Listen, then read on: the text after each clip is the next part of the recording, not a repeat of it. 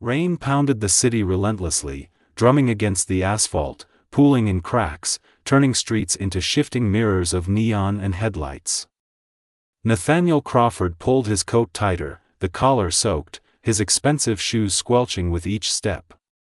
He had built a life of perfection, a successful tech empire, a sprawling home, and a 4-year-old daughter who was his whole world. But tonight, nothing about the city, or his life, felt safe or certain. A soft cry cut through the storm, faint but urgent. Nathaniel froze, straining to locate it among the roar of the rain. Then he saw them, a young woman slumped against the alley wall, face pale, her clothes drenched and torn, and a tiny girl gripping a worn teddy bear, her eyes wide with fear. The little girl ran to him, pleading, "Please.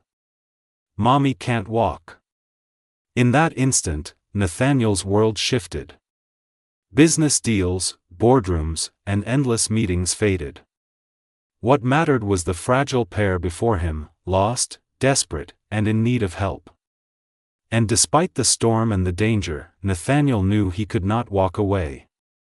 This night would change everything, for him, for his daughter, and for the strangers he was about to save. The rain had been falling steadily for hours, turning the streets of downtown into slick rivers of neon and shadow.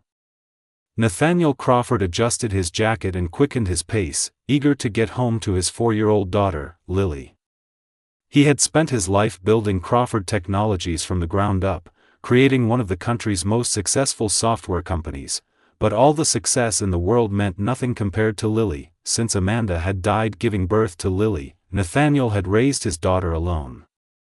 For years of learning to be both mother and father, for years of sleepless nights and scraped knees, for years of endless worry over whether he was doing enough. As he cut through an alley, a shortcut he'd taken hundreds of times, he heard a voice, "Please, someone help us.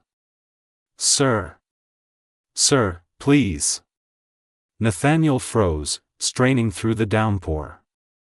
There, pressed against the brick wall, were two figures, a young woman sitting on the wet pavement and a tiny girl holding a tattered teddy bear.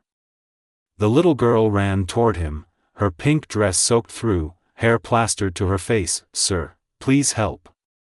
Mommy can't walk." His chest clenched. He hurried over, kneeling in the puddles. The woman was pale, her soaked blouse and skirt clinging to her. Her ankle was swollen already, and the pain was etched on her face. I twisted my ankle," she said through chattering teeth. "We were trying to get to the shelter before it closed. But I fell, and now I can't move." "How long have you been here?" Nathaniel asked gently. "Maybe an hour. I tried to crawl, but I can't carry her at the same time," she said, looking down at her daughter. "This is Emma," the little girl whispered firmly, clinging to her mother. "I won't leave Mommy." Nathaniel nodded. He pulled out his phone. "My name's Nathaniel. I'm going to help you." The woman hesitated. "I don't want to be a burden, just call an ambulance. Ambulances will take too long in this weather," Nathaniel said firmly. "We're going to the hospital. You're both coming with me." Minutes later, a black SUV stopped at the alley mouth. Nathaniel lifted the woman into his arms, light, frail, malnourished, and wrapped his jacket around the little girl.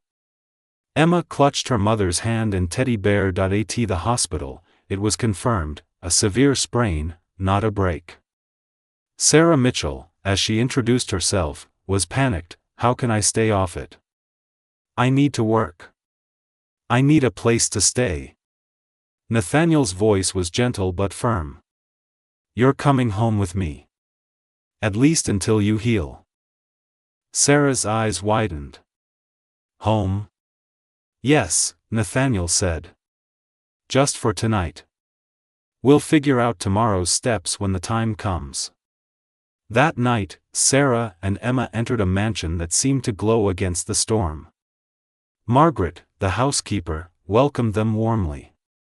Towels, soup, and guest rooms awaited. Nathaniel carried Sarah inside despite her protests. Emma followed, eyes wide with wonder at chandeliers, sweeping staircases, and walls adorned with art. Then Lily appeared, Nathaniel's bright-eyed daughter. She ran down the staircase. "Daddy." "Who are they?" "These are our guests," Nathaniel said. Lily immediately took Emma's hand. "I have toys. Come see." Over the next 2 weeks, the mansion buzzed with new life. Sarah recovered under Margaret's care, and Emma and Lily became inseparable, filling the house with laughter and chaos. Nathaniel, despite a demanding work schedule, found himself drawn into their world. He read bedtime stories, shared snacks, and watched their bond blossom. During quiet evenings, Sarah opened up. She had been a receptionist at a law firm, caring for her sick mother until she passed.